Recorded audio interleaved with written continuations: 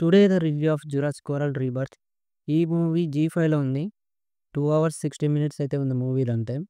ఇక స్టోరీలోకి వెళ్తే డైనోసార్స్ డీఎన్ఏ నుంచి కొన్ని రోగాలను నయం చేయొచ్చని వీళ్ళైతే బ్రతికున్న డైనోసార్స్ డీఎన్ఏ తీసుకురావడానికి అయితే వెళ్తారు.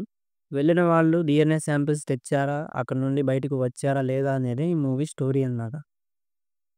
నాకు మూవీ చూసిన తర్వాత ఎలా అనిపించిందంటే వన్ టైమ్ వాచ్ అని అనిపించింది. కొన్ని చోట్ల బాగుంది. కొన్ని చోట్ల అంతంత మాత్రంగానే ఉంది. స్టోరీలో అయితే కొత్తగా ఏదో ఉంటది అనుకున్నా.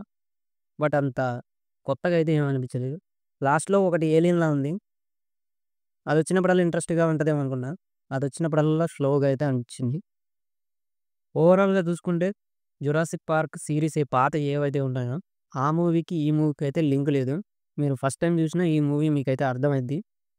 Adventure movies and 'Jurassic park' fans ఎవరైతే ఉన్నారో వాళ్ళకైతే నచ్చుతుంది. ఒకవేళ మీరు ఈ మూవీ చూస్తానంటే జీ5లో ఉంది. తెలుగు ఆడియోలో కూడా అవైలబుల్‌గా ఉంది. చూసేయండి. ఈ వీడియో మీకు నచ్చినట్టయితే లైక్ అయితే చేయండి. ఇలాంటి వీడియోస్ కోసం మన ఛానల్ అయితే సబ్స్క్రైబ్ చేసుకోండి. మీకు ఈ మూవీ ఎలా అనిపించిందో కింద కామెంట్‌లో కామెంట్ చేయండి. మరొక మూవీ రివ్యూతో మళ్ళీ కలుద్దాం.